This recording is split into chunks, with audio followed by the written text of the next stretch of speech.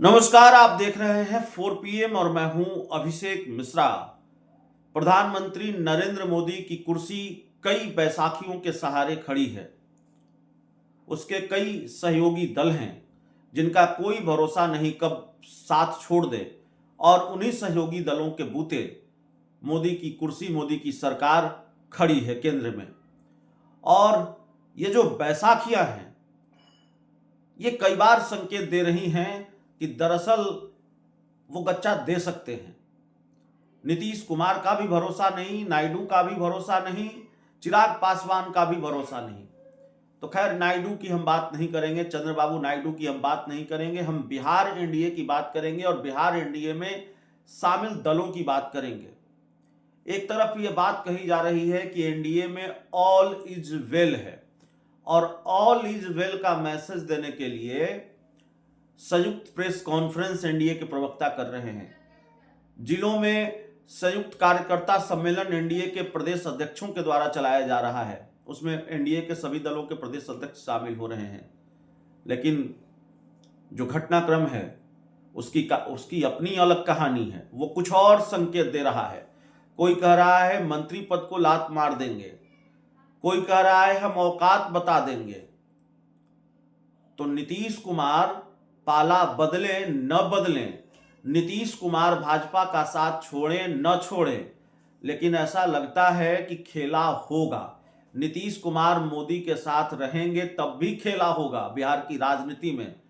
उपेंद्र कुशवाहा की चुप्पी भी अपने आप में मायने रखती है। अभी तक वो खुलकर कुछ नहीं कह रहे हैं, लेकिन उनकी चुप्पी रहस्यमयी चुप्पी है। उपेंद्र कुशवाहा रहस्यमयी ढंग से चुप हैं।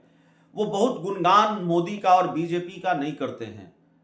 हाँ, वो एनडीए की एकजुटता की बात करते हैं, एनडीए में ऑल इज वेल होने की बात करते हैं। उनकी पार्टी के नेता और प्रवक्ता उस तरह की बात करते हैं कि वो एनडीए के साथ हैं, एनडीए एकजुट है। लेकिन उपेंद्र कुशवाहा बहुत खुलकर मोदी के लिए या बीजेपी के लिए बैटिंग करते हुए नजर नहीं आते। वैसे भी उपेंद्र कुशवाहा का रिश्ता बहुत सहज बीजेपी के साथ नहीं रहा है। मुफीद विकल्प नहीं है, कोई दूसरा रास्ता अभी तक उनके पास नहीं है, या कोई दूसरा रास्ता पहले उनके पास नहीं था, इसलिए भारतीय जनता पार्टी की शरण में उनको जाना पड़ा। लेकिन ऐसा लगता है कि लालू यादव सरप्राइज देकर ही मानेंगे। नीतीश साथ नहीं आए तो भाजपा के दूसरे सहयोगियों को साथ ले आएंगे। बिहार में एनडीए टूटने के कगार पर है, या बिहार में एनडीए पर यह खतरा है कि एनडीए टूटेगा, और लालू यादव इस खेल में लग गए हैं। पशुपति पारस को तो चलिए बीजेपी ने खुद ही किनारे लगा दिया, तो पशुपति पारस को बीजेपी लालू यादव अपने साथ ले आए।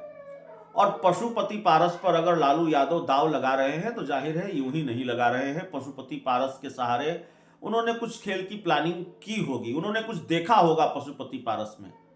लालू यादव यूं ही किसी पर दाव नहीं लगा सकते और नहीं लगाते। तो एनडीए में सब कुछ ठीक नहीं है। अब चिराग पासवान आरजेडी के साथ चले आएंगे, उपेंद्र कुशवाहा चले आएंगे, कि मांझी चले आएंगे, कि तीनों चले आएंगे, कि तीनों में से 2 चले आएंगे, इस बात की कोई गारंटी नहीं है। अगर एनडीए में ऑल इज वेल है तो चिराग पासवान ये क्यों कह देते हैं कि मंत्री पद को लात मार दूंगा। अगर एनडीए में ऑल इज वेल है तो चिराग पासवान प्रशांत किशोर के साथ खड़े क्यों नजर आते हैं बीपीएससी अभ्यर्थियों के मुद्दे पर। चिराग पासवान की राय बीजेपी और जेडीयू से इतर क्यों होती है।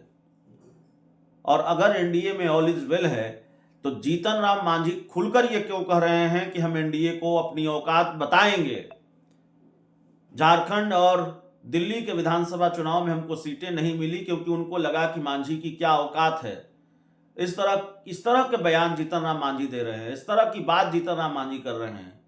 तो वो कह रहे हैं ठीक है, आपको लगता है कि हमारी कोई औकात नहीं है और हमारी हैसियत क्या है, हमारी राजनीतिक हैसियत क्या है, तो जो आप दिल्ली और झारखंड में कर चुके हैं बिहार में हम होने नहीं देंगे, और बिहार में हम आपको अपनी औकात बताएंगे।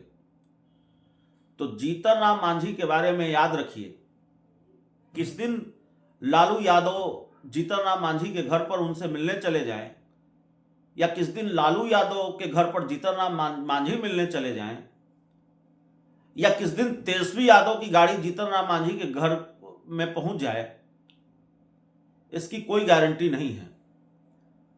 और फिर जीतन राम मांझी पाला बदल ले। हालांकि इसमें एक अड़चन जरूर है कि केंद्र सरकार में मंत्री का पद मिला हुआ है जीतन राम मांझी को, और चिराग पासवान की तरह वो मंत्री पद को लात मारने वाले नहीं हैं। चिराग पासवान की तरह वो इतनी आसानी से कुर्सी छोड़ेंगे नहीं। तो जीतन राम मांझी जो तेवर दिखा रहे हैं, जितने आक्रामक उनके बयान हैं, उनका रुख उतना ही आक्रामक होगा, इस बात की कोई गारंटी नहीं है।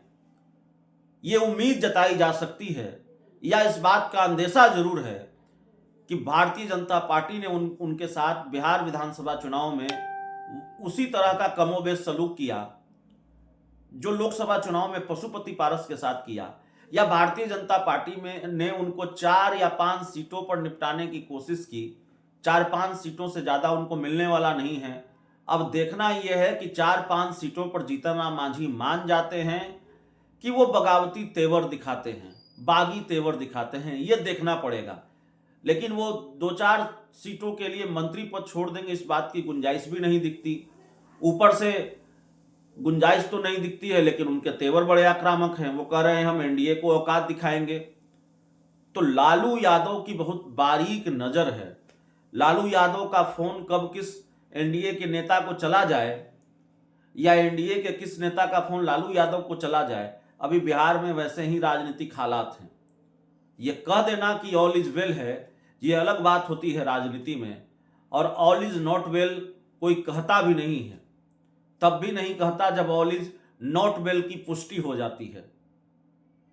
राजनीति में ऑल इज वेल एक फिक्स डायलॉग है, ऑल इज वेल एक तकिया कलाम है, और ऑल इज वेल हमेशा कहा जाता है। तो ऑल इज वेल अगर कहा जा रहा है तो इसमें कोई हैरानी की बात नहीं है। ऑल इज वेल कही जाएगी, लेकिन न तो चिराग पासवान के तेवर से लगता है कि ऑल इज वेल है। वो बीपीएससी अभ्यर्थियों के साथ खड़े नजर आए, ये कहा कि धांधली हुई। वो पहले कह चुके हैं कि मंत्री पद को लात मार दूंगा। जीतन राम मांझी कह रहे हैं कि एनडीए को औकात बताएंगे, हमको दिल्ली और झारखंड में सीटें नहीं मिली। तो जाहिर तौर पर ये सारी चीजें संकेत दे रही हैं कि एनडीए में ऑल इज नॉट वेल है। और एनडीए में ऑल इज नॉट वेल है तो फिर लालू यादव बड़ा सरप्राइज देने के लिए तैयार बैठे हैं। लालू यादव बड़ा खेल 2025 के विधानसभा चुनाव से पहले करेंगे, और कई खेल कर सकते हैं। इस पूरी रिपोर्ट में इतना ही। बहुत बहुत धन्यवाद।